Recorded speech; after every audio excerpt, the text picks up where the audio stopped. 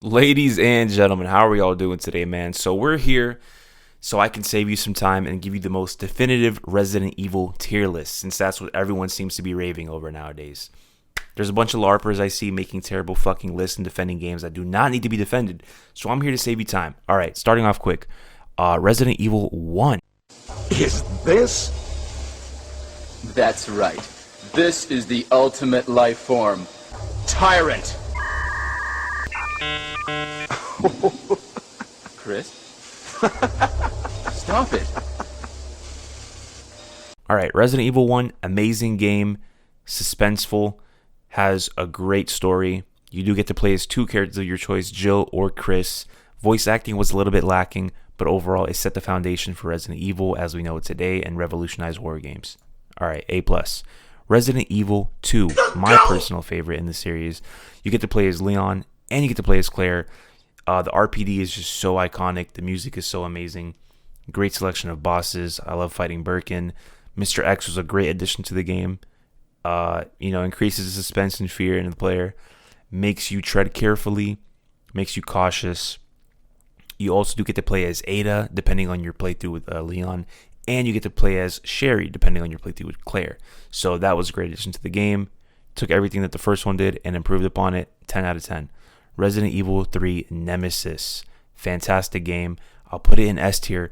It did introduce QuickTime events, which was great because that kept you on your toes whenever Nemesis would pop out. It gave you a choice. Do you want to fight Nemesis or do you want to jump off a bridge? Do you want to fight Nemesis or do you want to jump out of a fucking burning building? You know what I mean? Gave you choices. The weapon selection was great. I enjoyed the puzzles. It didn't, however, have the same feeling as Resident Evil 1 and 2, where you're primarily inside of a big building or castle or something. But nonetheless, RE3 I think was a great game. Pretty iconic. S tier. Moving on. Resident Evil 4. The big kahuna of them all, bro. Most iconic characters, most iconic voice lines, most iconic boss fights. The village atmosphere was great. The aesthetic was amazing. It revolutionized games forever. This has to be the most ported over game of all time. I own this game on every single console and I have finished a playthrough on every single console. You can name it, I own it on that platform, dude. The best Resident Evil, I think, personally. Moving on to Resident Evil 5. 7 minutes. Resident Evil 5, great game. Don't listen to the hate on this game. It's not deserving of hate. The story is a little bit lackluster, but this is, I think it's the second game where you have a partner with you live in action. Resident Evil 0, I think, did that first. But this is the first game where you can have somebody else control a partner and play alongside you. The co-op experience was 10 out of 10. I think everything about this game was pretty similar to RE4. It did have a great mercenaries. I think the mercenaries in this game was amazing. All right. Amazing character selection. Wesker was a great antagonist. I can't lie. He was a great antagonist. The story is kind of weak, however, but the co-op experience makes up for it. I think Resident Evil 5 is A. A is a fair rating. All right, moving on to Resident Evil 6. It's the biggest piece of dog shit. This freaking dumpster fire of a game, bro. Don't listen to the people that are defending this game either. There's like a bunch of people that are saying, oh, RE6 is so slept on, bro. How could you guys hate this game? It's bad. The game's bad. Resident Evil 6 feels like Call of Duty Zombies, but just replace Nikolai, Dempsey, Takeo, and Richtofen with Leon, Chris, Ada, and Jake. That's pretty much the way you can look at it. It does kind of, however, improve upon RE5 with its advanced combat mechanics and movement mechanics, but however, that does not make up for the story in the slightest. I still think this game is a big letdown, but it does have some good mercenaries, so I'll put it in D tier. Moving on to Resident Evil 7. Welcome to the family, son. Resident Evil 7 is what people like to consider the saving grace of Resident Evil series, because essentially with 6 coming out, 6 was not well received and people were, anxiously waiting for the next game to revive the series. 7 did revive the series. However, it's first person. I personally think the game was a little bit shorter than I wanted it to be. It could have been longer. I mean, once you get to that boat section, it really starts to drag out. a little bit, but after that, I was expecting more playtime with Ethan, but no, cuts right into the fucking ending boss fight. And who was that at the end of Resident Evil 7, bro? Because that was not Chris. That was definitely not Chris. But nonetheless, moving on, I'll put it at A+. Because the DLC was good and the game wasn't that bad. Resident Evil 8. I mean, it's alright. Like, overrated as fuck, in my opinion. I mean... Now, this game, C tier. People try to defend this game and say that it's one of the best. I don't think so. They advertised Lady D and the castle as if the game was going to be, revolving around that. But it really wasn't. Once you get to the castle, the game starts to fall off. And I don't like the choice of fighting werewolves instead of regular zombies. It's like I think we just fully evolved from people. It's just now we're fighting werewolves and shit. Some of the boss fights didn't make any sense. Like, dude, what the hell even was that Heisenberg boss fight? What even were the people that you fight in the Heisenberg lab, dude? You're fighting like robots with like drill arms. I didn't get that shit at all. And then you find out that Ethan was dead all along. He was just part of the Mega Mycete, whatever, dude. Like, I guess Village is cool, but it's not really a good Resident Evil game. Resident Evil 9 Requiem. Resident Evil 9 Requiem, great game, fantastic combat with Leon, great suspense with Grace. The hospital, like the care center, was probably the best thing we've had since RE7. I like the dynamic of having a badass and having a fucking FBI agent who doesn't know anything. It's pretty cool because once you get bored of Grace's section, you get moved on to Leon's. Story was great. I only have one downside, and that is that the RPD section, I wanted it to be a little bit more than what it was. It was pretty quick, and then you just see Mr. X, and then you have a fight and whatever, you move on. But nonetheless, it's a great game. I'm hoping for the DLC to come out soon. All right, now we can move on to RE1 2002 Remake. Now, this game, ladies and gentlemen, is what you call a perfect remake. Kept the pre-rendered backgrounds, improved the resolution. Obviously, you have new character models, new voice lines. It was great. They didn't change a single thing except the character models and the voice lines. That's it. The game's perfect. 10 out of 10. RE2 Remake. Now, this game is right behind RE1. RE2 Remake, again, another great remake using the RE engine, which is phenomenal.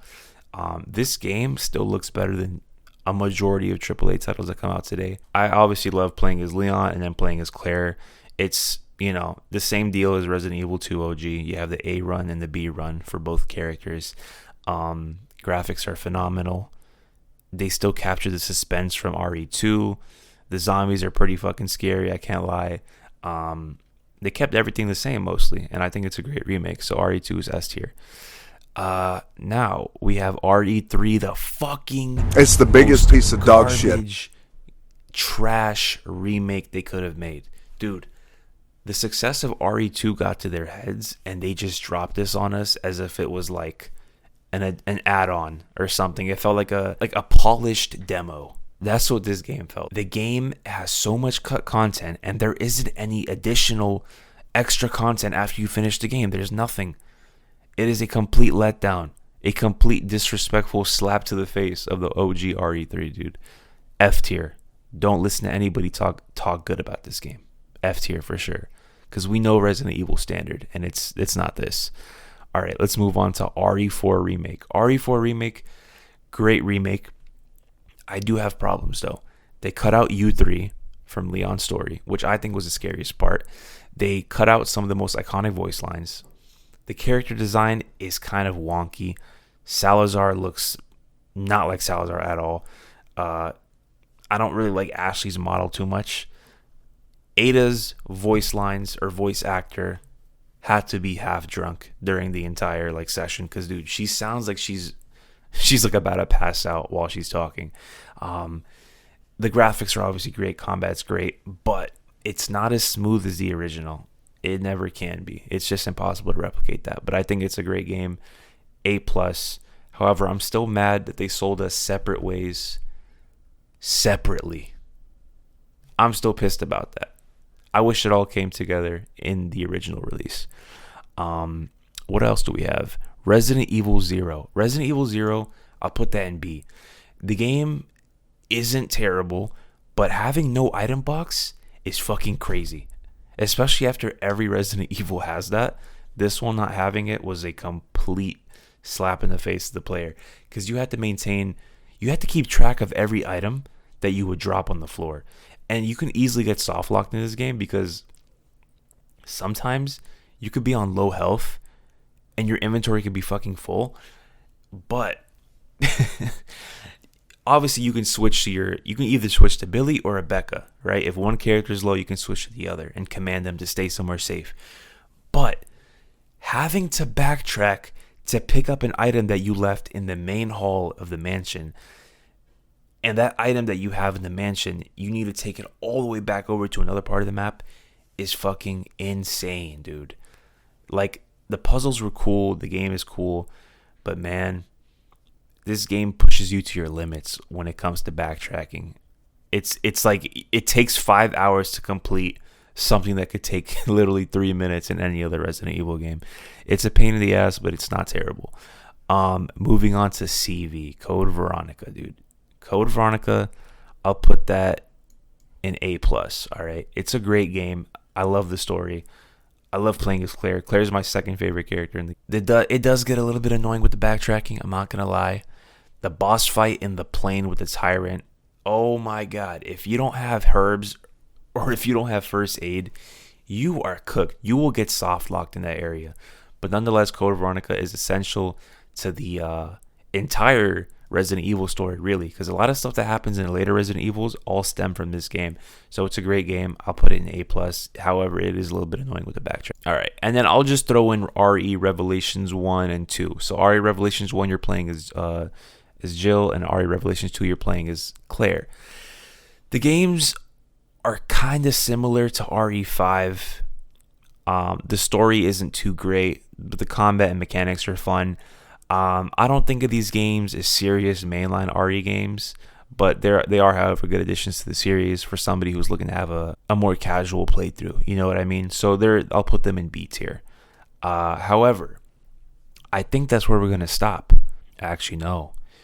Raccoon City, Operation Raccoon City, we're going to end it on this one. I'll put it in C tier. It was a fun game. However, it doesn't really make too much sense in terms of story, because it's not really tied into the other games. But that's where we're going to end it, guys. This is the tier list. Hope you guys enjoyed. I try my best to save you time. But yeah, that's it for today. Peace out, and don't LARP.